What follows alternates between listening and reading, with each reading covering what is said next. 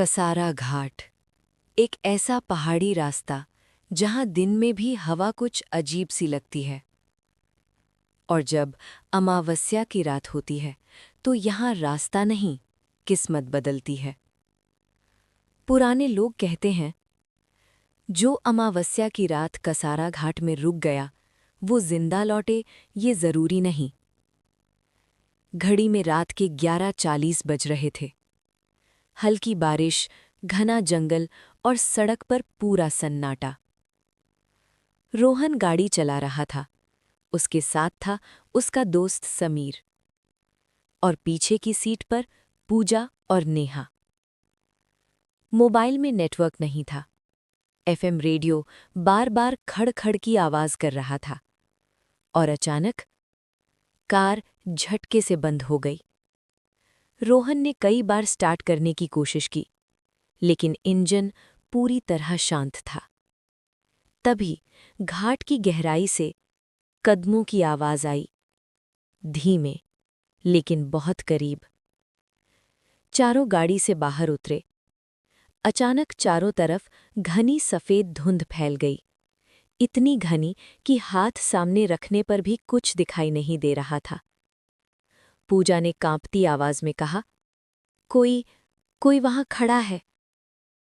धुंध के बीच कुछ आकृतियां दिखाई दीं। पुराने जमाने के कपड़े, झुके हुए सिर और चेहरे जिन पर कोई भाव नहीं था।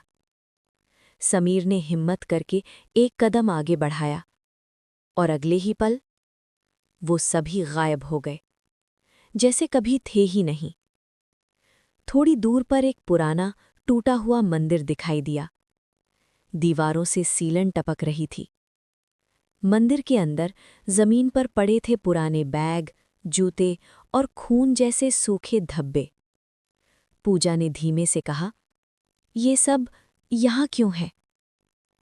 तभी मंदिर की घंटी अपने आप बजने लगी, टन टन टन, और पीछे से एक भारी आवाज आई, तुम लोग भी रुकने आए हो? पीछे मुड़ते ही एक बूढ़ा आदमी खड़ा था। उसकी आंखें गहरी थीं और आवाज ठंडी। उसने बताया, सालों पहले इसी अमावस्या की रात यहाँ एक बस खाई में गिर गई थी। लाशें कभी बाहर नहीं निकाली गईं, रास्ता बदल दिया गया और जो आत्माएं थीं वो यहीं फंसी रह गईं। हर अमावस्या को वो किसी न किसी को रोकती हैं ताकि अकेली न रहें। अचानक मंदिर के दरवाजे जोर से बंद हो गए। चारों तरफ रोने, चीखने और फुसफुसाने की आवाजें गूंजने लगीं। नेहा चिल्लाई, रोहन, कोई मुझे छू रहा है।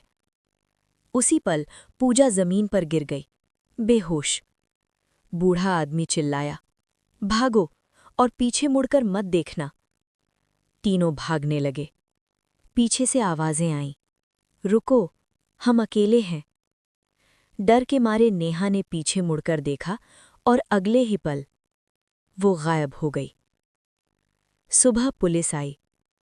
पुलिस ने कहा, कसारा घाट में कोई मंदिर है ही नहीं और जो लड़की गायब हुई थी उसका नाम 10 साल पुराने मृतकों की सूची में दर्ज था। रात को रोहन आईने के सामने खड़ा था। अचानक आईने में नेहा खड़ी थी, मुस्कुराते हुए। धीरे से बोली, अमावस्या फिर आएगी। दी एंड।